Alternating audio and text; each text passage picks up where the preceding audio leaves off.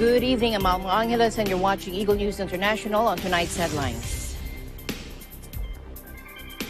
The United States has expressed alarm over a full-scale defense partnership between Moscow and Tehran, describing it as harmful to Ukraine, Iran's neighbors, and the world. WNBA star Brittany Griner, freed in a prisoner swap, has arrived in the U.S. 10 months in Russian custody, ending in an airfield in the United Arab Emirates, and we'll give you more updates and developments on this.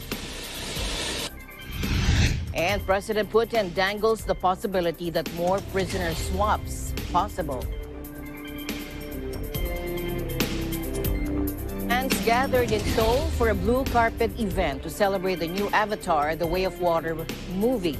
Director James Cameron and key cast members, including Sam Worthington and Zoe Saldana, speak on stage.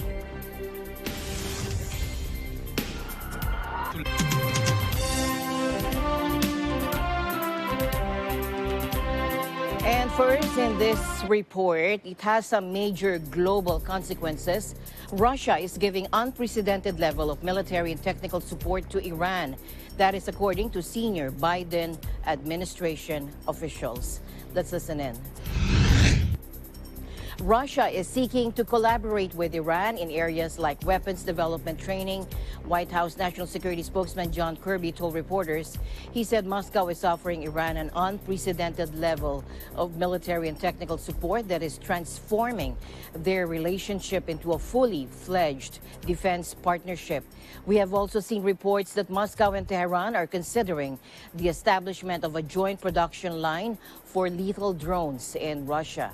You see the support from Moscow in exchange for use in their war with Ukraine. So what does that look like? For one, Iran may be getting things like helicopters and air defense systems, while the Kremlin gets Orion-made drones, which have been used with devastating effects on the Ukrainian battlefield.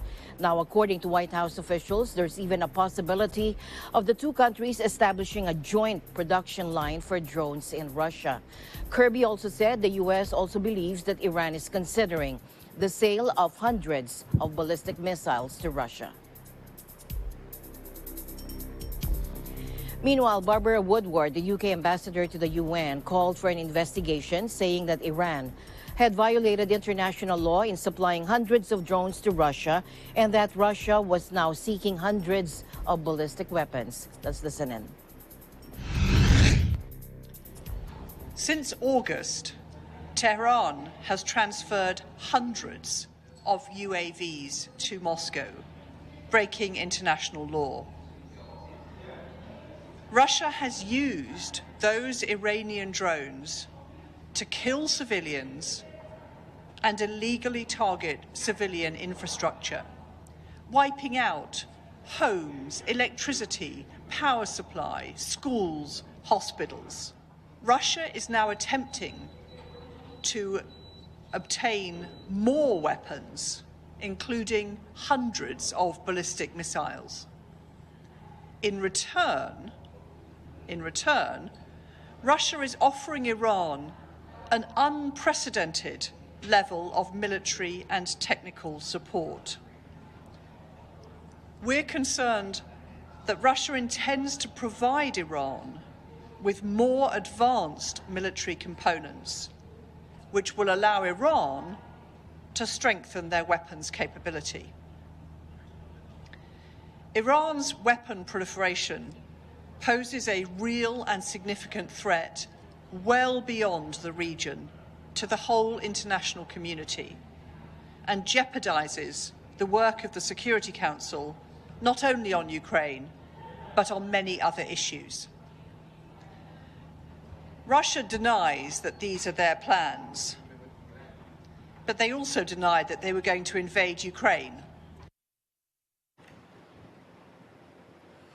Now, Moscow's UN envoy, Vasily Nebenzia, pushed back later in the day, telling a Security Council meeting that the military-industrial complex in Russia can work perfectly fine and doesn't need anyone's assistance. The drone allegations, he said, were already refuted multiple times before. Now, the Kremlin has denied using Iranian-made drones to attack civilians amid growing international calls for accountability and new sanctions from the West. Last month, Tehran admitted it had sent drones to Russia, but insisted they were supplied before the invasion of Ukraine. And tonight's other big story, WNBA star Brittany Griner, freed in a prisoner swap, has arrived in the U.S. 10 months in Russian custody, ending in an airfield in the United Arab Emirates. Take a look. State video shows the high-stake prisoner swap in Abu Dhabi on Thursday for Victor Bout, a 55-year-old Russian national who was serving a 25-year sentence in a U.S. prison. Griner in the red jacket, her hair shorn of her distinctive dreadlocks, and a relaxed and animated Bout crossed paths on the airport tarmac and headed towards the planes that would take them home. As the man she was exchanged for, Russian arms dealer Victor Bout, as you can see here, was embraced by his Russian handlers. I'm good. What's your mood? Happy? Happy? Well, are you ready for long flight? Yes. Yes. I'm ready. Good. Ну, вы знаете, куда вы летите? Do you know where I'm heading to?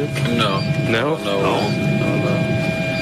Вы летите домой. You fly back home To the U.S. to the US. Okay. Да, конечно. Okay. Так что все будет нормально. Everything will be fine. She's safe. She's on a plane. She's on her way home. We never forgot about Brittany.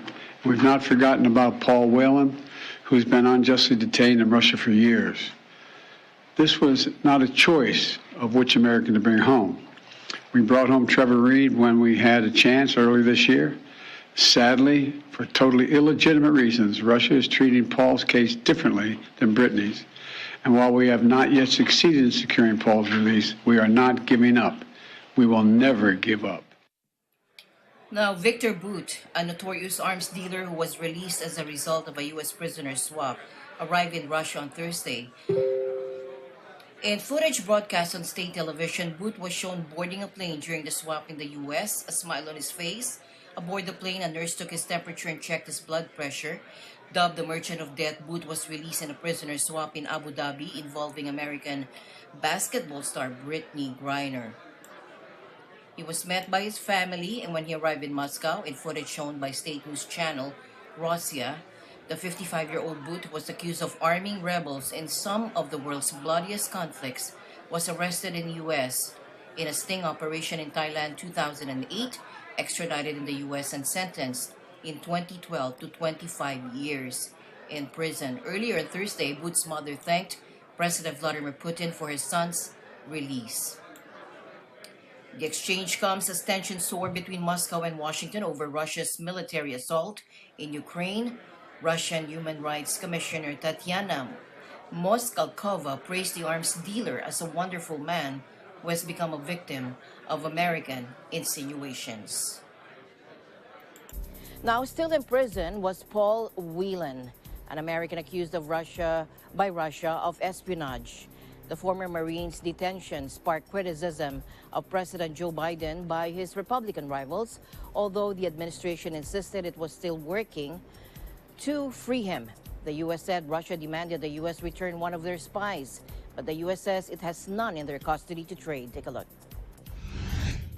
We were presented with an option. As you know, we've laid this out. You've heard from my NSC colleagues as well, where it was either Brittany or no one. That was the option that we were given. And so the president wanted to keep his promise in making sure that he brings American citizens home. And he is going to continue to work very hard, and his administration to work very hard to bring Paul Whelan home. And so while we're elated at Brittany returning home, we continue to work relentlessly to bring Paul Whelan home as well. Despite our efforts, the Russian government has not yet been willing to end his wrongful detention. They continue to insist on sham charges of espionage and are treating Paul's case differently. This was not a choice of which American to bring home. The choice was one or none. I wholeheartedly wish that we could have brought Paul home today on the same plane as Brittany, just as at the time I wish we could have brought Brittany and Paul home when we secured the release of Trevor Reed back in April. On April 27, 2022, 2 months after Russia's invasion of Ukraine, Russia exchanged former U.S. Marine Trevor Reed, who was 3 years into a 9-year jail term for assaulting police. In return, Russia received Russian pilot Konstantin Ryushenko, who was convicted of drug smuggling in 2010 in the U.S.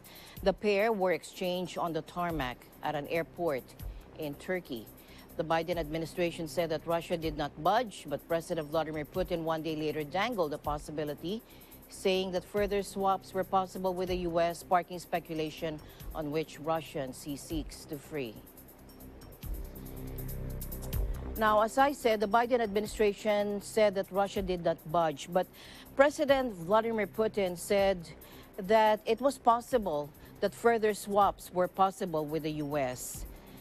Let's listen in. Да, можно ли это считать как прологом к диалогу с США по другим вопросам? Ну, это специальный вопрос такой, специфический, прямо скажем. И мы не ставили перед собой задачи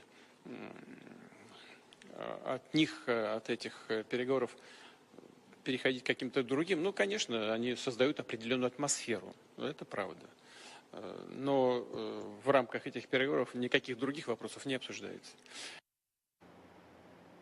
The Russian news agency Interfax reported that talks between Washington and Moscow on freeing Whelan were continuing, citing Whelan's lawyers. And who's riding a SpaceX rocket to the moon next year? Japanese fashion mogul Yusaku Maezawa picks 8 others to go with him on a privately funded trip. Take a look. Now, the list includes an American DJ, a YouTuber, an Irish photographer, South Korean rapper, and a Czech artist, plus a British photographer, an American filmmaker, and an Indian actor. Now, no news about anchors.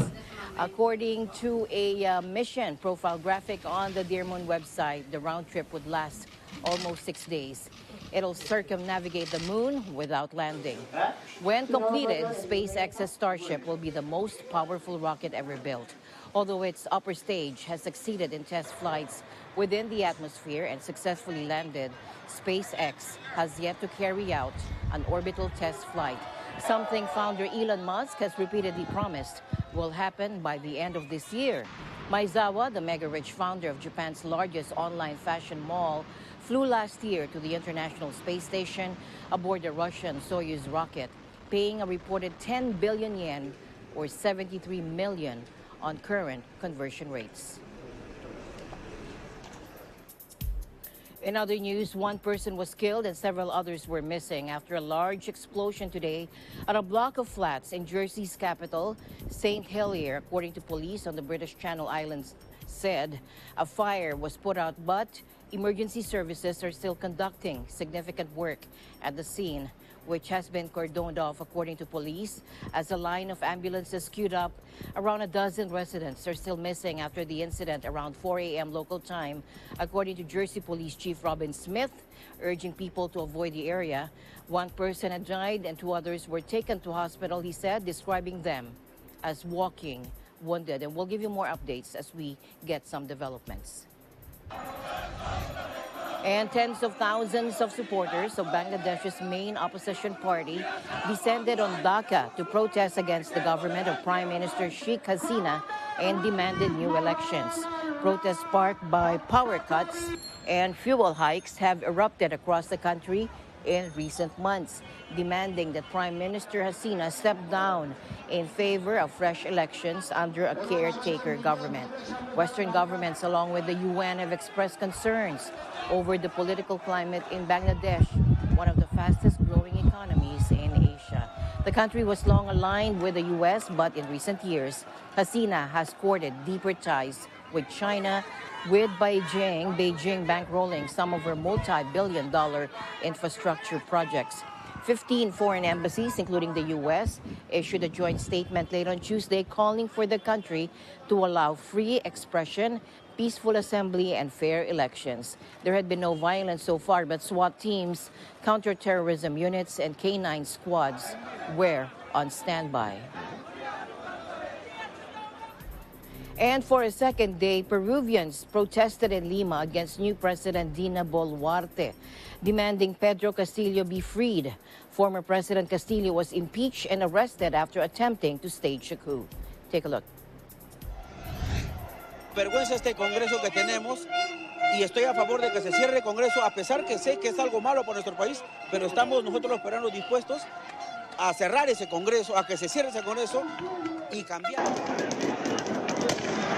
Peru's new president, Dina Boluarte, has said she will form a new government today, even as demonstrators pressed on Lima streets for ex-President Pedro Castillo to be freed after an alleged failed coup bid.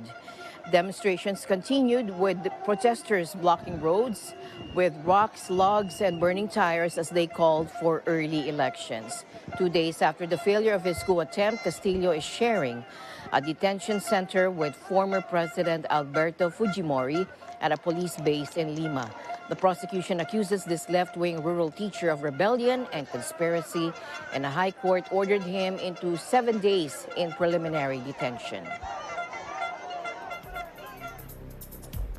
As part of a unique pilot project in Canada, the Canteen at Polytechnic Montreal now indicates the carbon footprint of some of its dishes in order to educate and raise awareness among its students, who are surprised by the result. Take a look.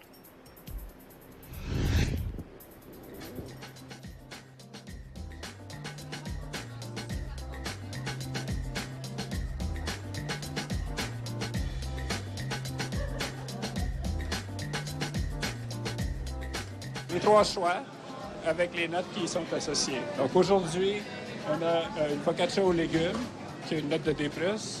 On a un parmentier de lentilles, courges et poireaux, donc un parmentier végétarien qui a une note de A étoile. On appelle ça A étoile, mais c'est A+, en fait. Puis un parmentier à la viande qui a une note de B. Sí, porque creo que es un factor importante tener en cuenta el tema del impacto que estamos teniendo con el consumo de nuestros alimentos o el plástico en el mundo, ¿no?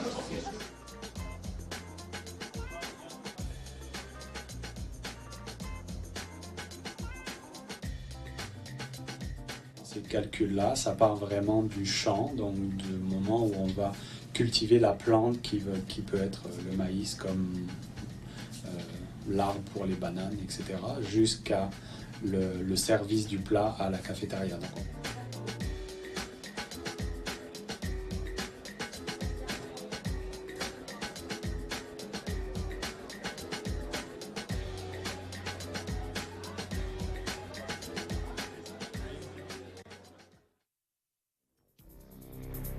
Meanwhile, the U.S. Department of Agriculture announced its new Agricultural Science Center of Excellence for Nutrition and Diet for Better Health, Ascend for Better Health, in support of President Biden's cancer moonshot effort to end cancer as we know it. Take a look.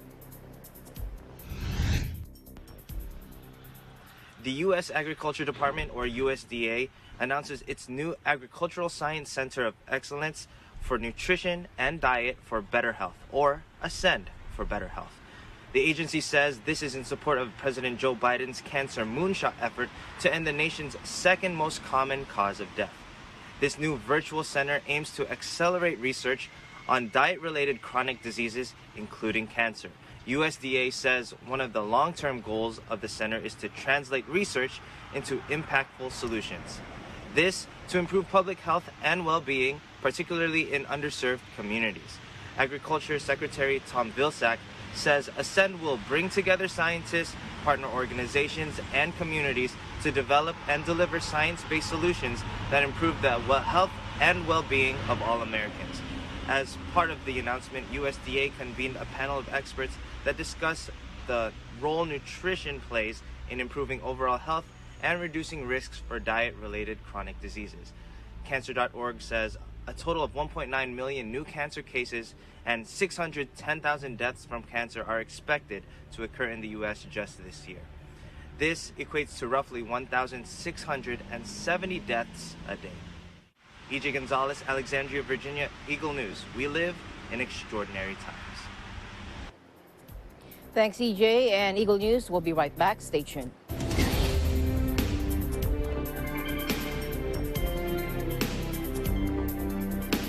La, la, la. Meet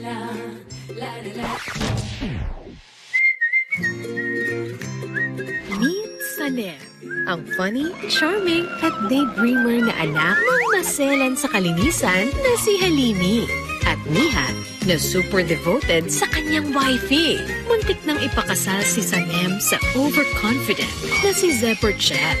Iwas kasal si Sanem, kaya napilitang magtrabaho kasama ang kanyang supladang ice queen na kapatid na si Leila, na assistant ng hardworking head of finance at anak ng CEO, si Emre. Pero wait, may masamang balak yata ang ambisyosa at nagpapanggap na ex ni Emre na si Aileen. Good thing saved by the bell si daddy ng cool at dashing na si Chan, na nagbabalik sa company para suportahan ng dad nilang CEO na si Aziz. Naguguluhan ka na ba? No worries. Pati si Sanem, naguguluhan na rin. Buti na lang, full support ang work bestie niyang si Cheche. At ang BFF niyang si Aihan, na laging updated sa mga kaganapan. Dahil may something going on kina Sanem at siya, curious ka na rin ba? Kilalanin sila sa Daydreamer, ang bagong kilig-seryeng magpapasaya sa gabi nyo. Starting December 12 at 7:30 p.m. Dito lang sa Net25. Panalo tayo pag together, walang talo pag together, let's get together sa Net25.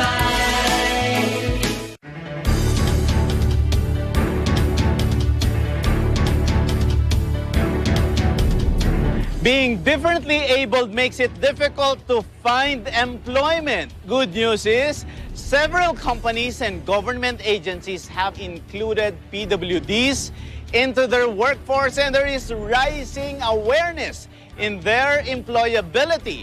With Embrace Organization for Differently Abled Incorporated, employment is provided through livelihood projects and F&B and wellness businesses. Let's get to know more about Embrace's latest ventures to help the differently abled. 60% po ang kabuoang workforce po ng mga differently abled po sa Embrace Organization. Yun po ang isa sa mga mission po ng Embrace talaga, na makapagbigay po ng livelihood sa mga marginalized sector ng lipunan, yung mga differently abled. Open for business with Cesar Vallejos, Sunday, 9 p.m. Hindi magwawakas sa ganito ang lahat. Paano natin siya matatalo? Para sa mga taong sanay magsinungaling. Anong ibig sabihin yan? Ilagay niyo yan sa desk ni Yuwal. Yuwal? O bakit na naman? Tungkol kay Mr. Wang at sa misteryosong pagkamatay niya. Ikaw, Yuwal, ang pinaghihinalaan. Madaling baliktarin ang katotohanan. Isa ka na ngayong malupit na kriminal. A Place in the Sun. Panalo tayo pag together, walang talo pag together, let's get together sa Net25. Buksan niyo! Buksan niyo to! Tulong! Tulong! Mabibigyang liwanag ang krimeng matagal nang itinago. Sa tingin ko, si Junsei yung suspect. At ang nakaraang dating tinalikuran.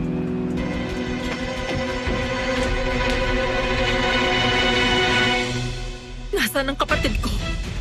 Ilabas niyo ang kapatid ko!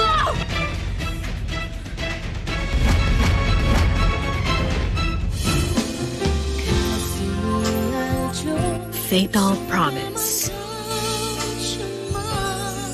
Panalo tayo pag together, walang talo pag together, let's get together sa Net25. Every sha-la-la-la, every wo-wo. Nako, may sipon pa yan. May sipon pa yung lagay na yan! Bakit ka naiiyak? Luha ito ng talagang hindi ako makapaniwala na naigapang, napagtagumpayan, at yung mga anak ko lumaking maayos. Anong plano mo ngayon? Tuloy-tuloy na ang politics. Naku, magsesenadora ito. Hindi mo kailangang magsalita, umamin, dahil hindi ka naman naamin. Umiibig ka ngayon. Oo, hindi ako napapagod sa kakaibig. Para sa akin, importante talaga na meron kang... Totoo. Na meron kang talagang kasamang tumanda.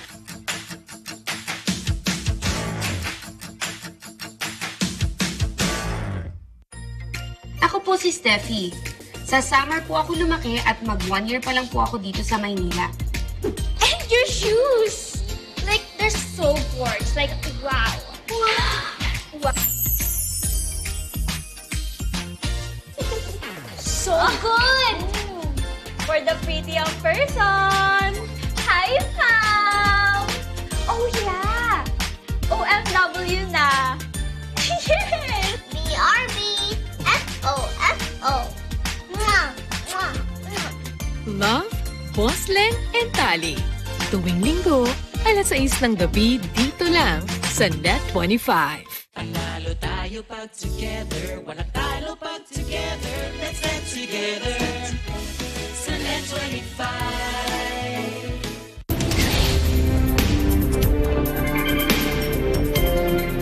And indeed, welcome news. Good news tonight on the inflation front. Take a look. We can expect a big-time rollback as much as 4 pesos per liter by next week.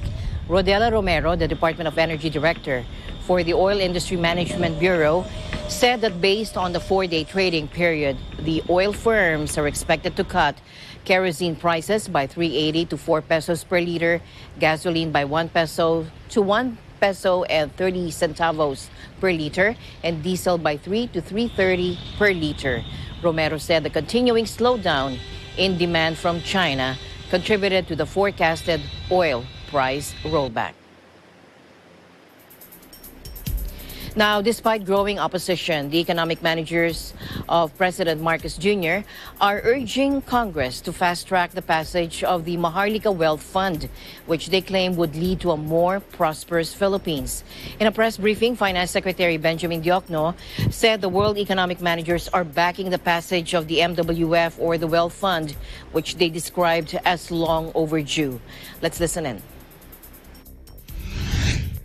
We, the economic managers of the Marcos Jr. administration, strongly support the creation of the Maharlika Wealth Fund as a vehicle to move forward the agenda for prosperity,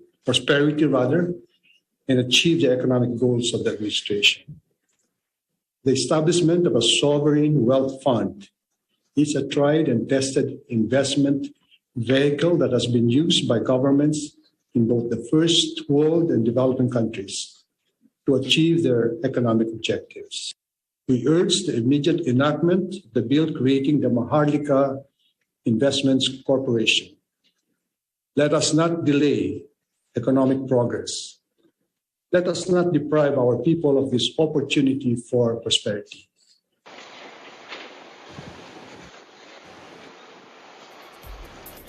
Now, Secretary Diokno also disclosed some of the amendments to the provisions of the current House bill seeking to create the Maharlika Wealth Fund. In particular, the finance chief revealed the new sources or seed fund for the wealth fund under the current version of the bill, which has excluded the mandatory contributions from state-run pension funds, the Social Security System, or SSS, and the Government Service Insurance System, or GSIS. Again, let's listen in.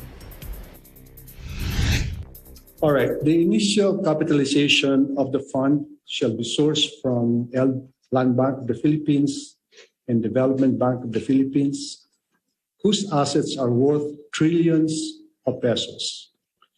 This GFI shall provide 50 billion each, a seed fund, so totaling 100 billion.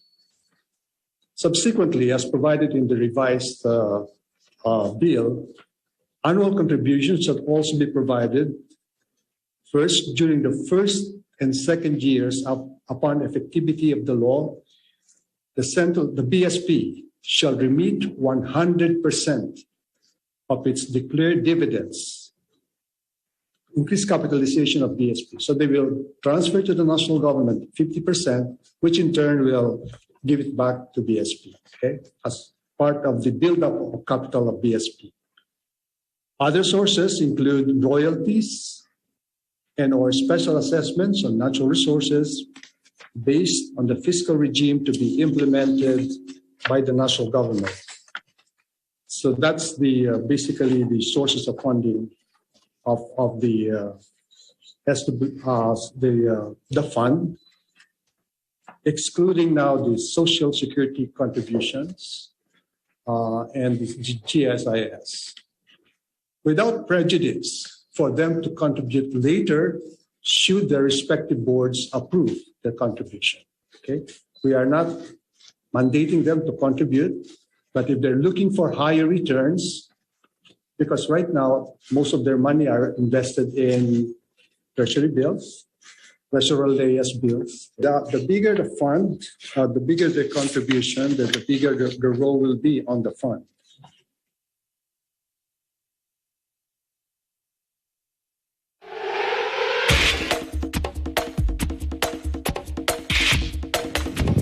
Argentina fans celebrated in Buenos Aires after their team beat the Netherlands 4-3 on penalties following a thrilling 2-2 extra time draw in a World Cup quarterfinal classic. Take a look.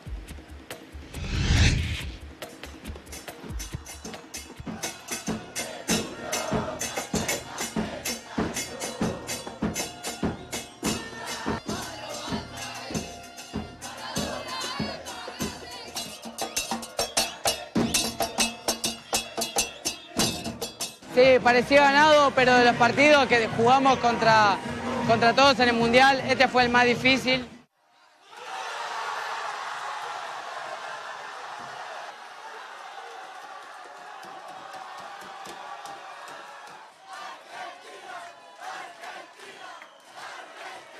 Es fútbol, es inexplicable, es lo maravilloso del deporte que es el fútbol. Es lo maravilloso del fútbol. Es lo que nos hermana como pueblos, como naciones. Es también lo que nos hace más humanos.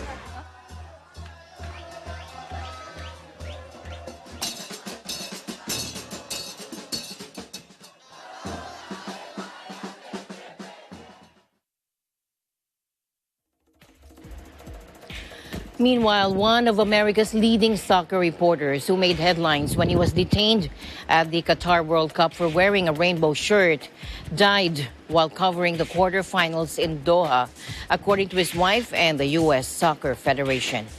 Grant Wall, 48, helped build soccer's popularity in the U.S. through decades of vivid reporting at Sports Illustrated, then with CBS Sports. According to NPR, Wall collapsed in the press tribune as Friday's Argentina-Netherlands match was winding down. Paramedics performed CPR at the scene before taking him away on a stretcher. The Wall Street Journal said Wall apparently suffered a heart attack. Wall, who was covering his 8th World Cup, wrote Monday on his website that he had visited a medical clinic while in Qatar. He said, "My body finally broke down on me. 3 weeks of little sleep, high stress, and lots of work can do that to you," Wall wrote. What had been a cold over the last 10 days turned into something more severe on the night of the USA-Netherlands game, and I could feel my upper chest take on a new level of pressure and discomfort.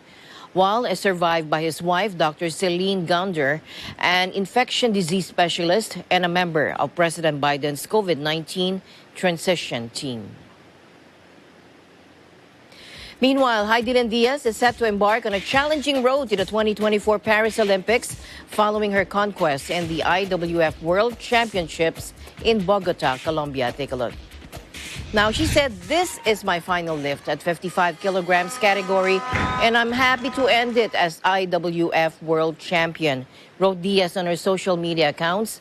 By default, this will be the final time that Heidelin will be competing in the weight category where she won gold in the Tokyo Olympics 1 year before, since the 55-kilogram division has been scrapped for the Olympic Games.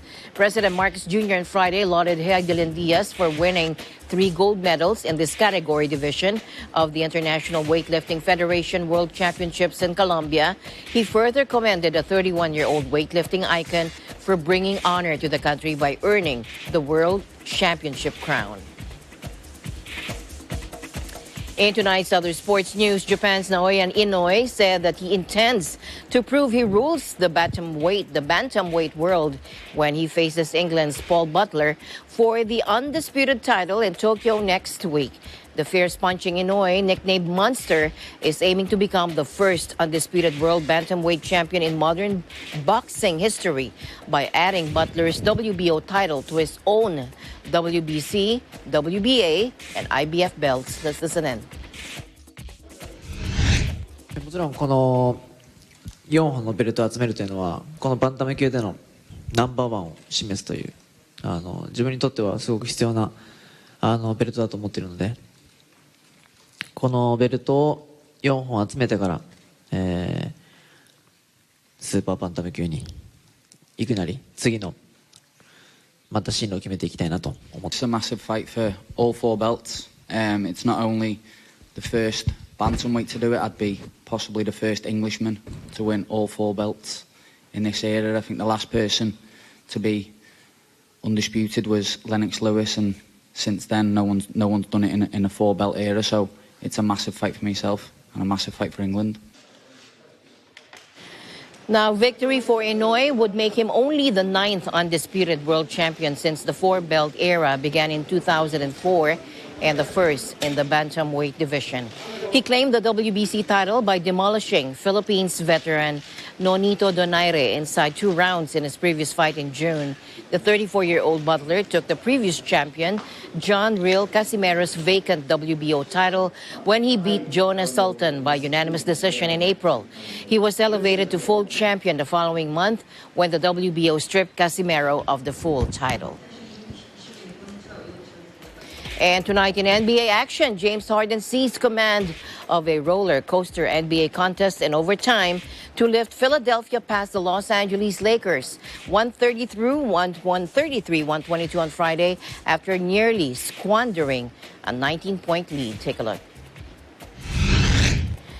Joel Embiid scored 38 points and grabbed 12 rebounds. DeAnthony Melton added a career-high 33 points with 7 steals, and Harden scored 9 of his 28 points in overtime to spark the 76ers to victory. Philadelphia seized a 102-84 edge early in the fourth quarter before the Lakers, who were led by 31 points from Anthony Davis, erased a 9-point deficit in the final 29 seconds to force extra time, aided by 3 76ers turnovers in the span. But Harden's heroics included a 3-point play, a jumper, and 4 free throws as the Sixers began overtime with a 12-0 run, and the Lakers missed their first 9 overtime shots. LeBron James, who missed his first 6 shots, scored 23 points for the Lakers, while Davis added 12 rebounds despite foul trouble, and reserve Austin Reeves had 25 points.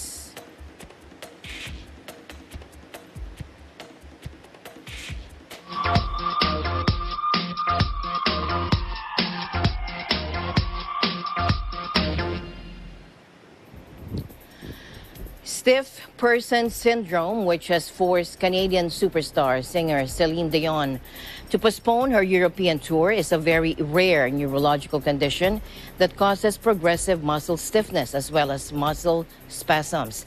Around 1 in a million people are estimated to have the condition, according to the U.S. National Organization for Rare Disorders. Here's Ms. Celine Dion revealing her diagnosis. I've been dealing with problems with my health for a long time. And it's been really difficult for me to face these challenges and to talk about everything that I've been going through. Recently, I've been diagnosed with a very rare neurological disorder called stiff person syndrome, which affects something like 1 in a million people. While we're still learning about this rare condition, we now know this is what's been causing all of the spasms that I've been having. Unfortunately, these spasms affect every aspect of my daily life, sometimes causing difficulties when I walk, and not allowing me to use my vocal cords to sing the way I'm used to. For me to reach you again, I have no choice but to concentrate on my health at this moment. And I really hope I can see you again real soon.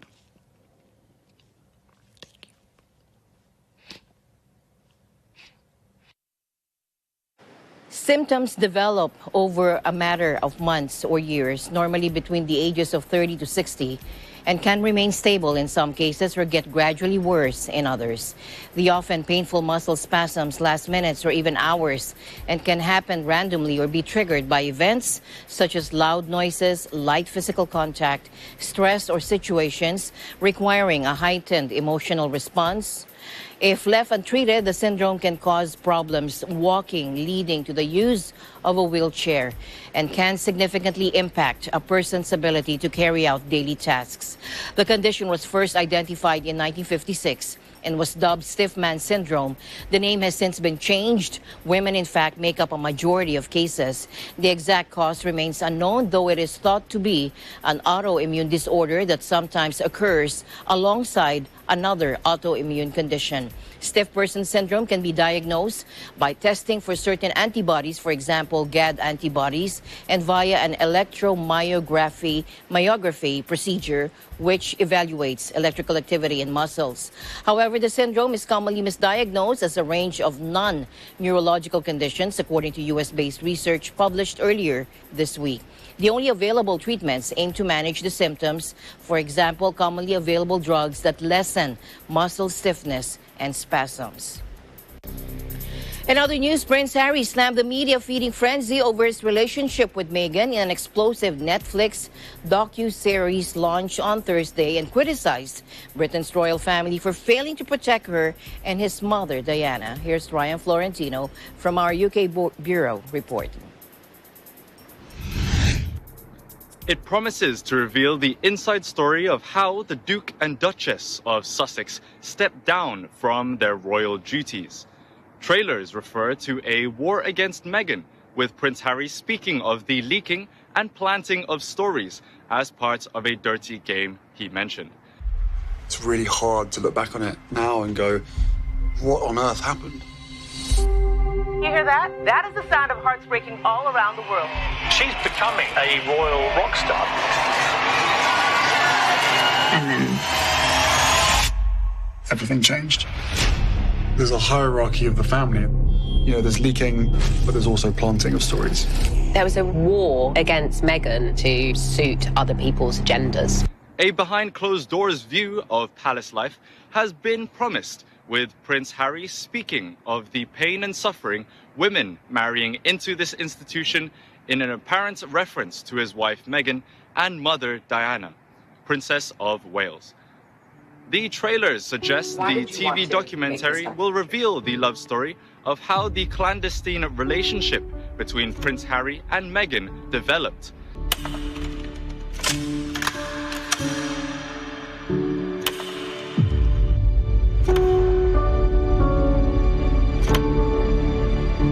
No one sees what's happening behind closed doors.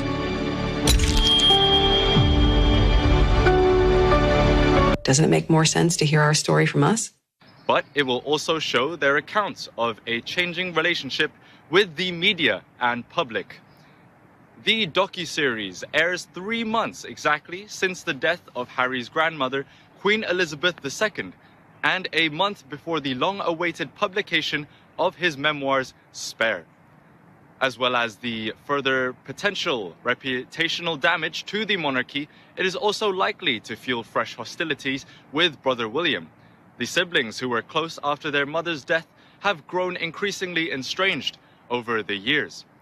Although both attended the Queen's state funeral in September, relations were noticeably frosty, as they failed to even make eye contact.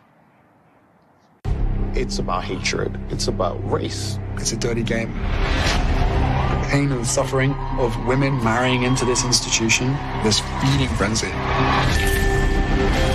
I realized they're never going to protect you. I was terrified. I didn't want history to repeat itself.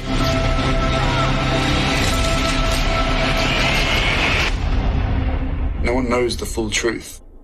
We know the full truth. Reporting from London, United Kingdom, I am Ryan Florentino. Stay safe, for we live in extraordinary times.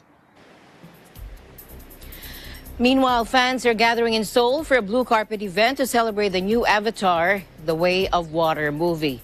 Director James Cameron and key cast members, including Sam Worthington and Zoe Saldana, spoke on stage before taking photos with audience members and signing posters. The film will premiere in South Korea on December 14, 2 days ahead of the rest of the world. Let's listen in.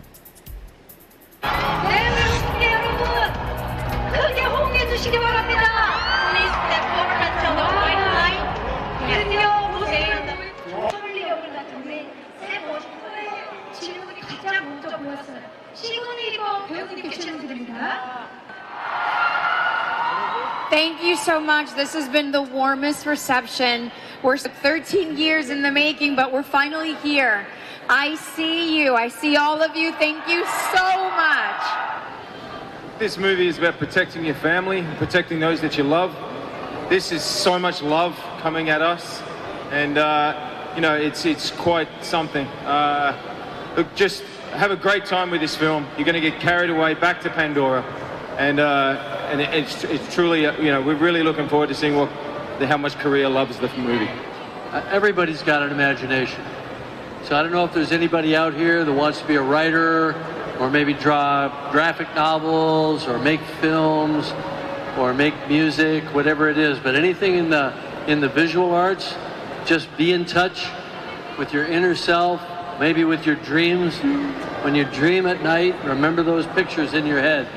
Remember those moments in your life and put them into your art. Make it personal to you.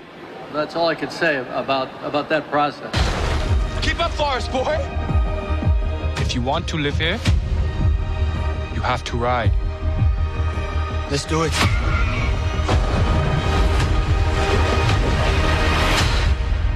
Just breathe.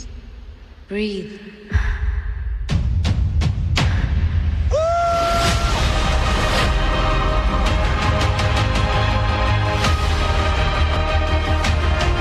I see you. I'm a warrior like you. I'm supposed to fight. Protect the people.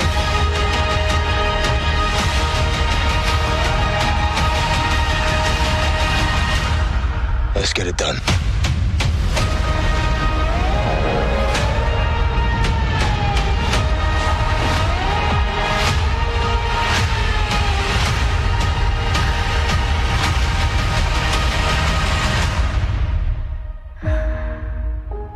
Avatar, The Way of Water. And as always, I'll end the day and the week on a thoughtful note. Our ability to look back and smile at our past is proof that God's plan is to keep us moving forward. This has been Eagle News International. I'm Alma Angeles. Stay alert, stay informed, because we live in extraordinary times. Good night.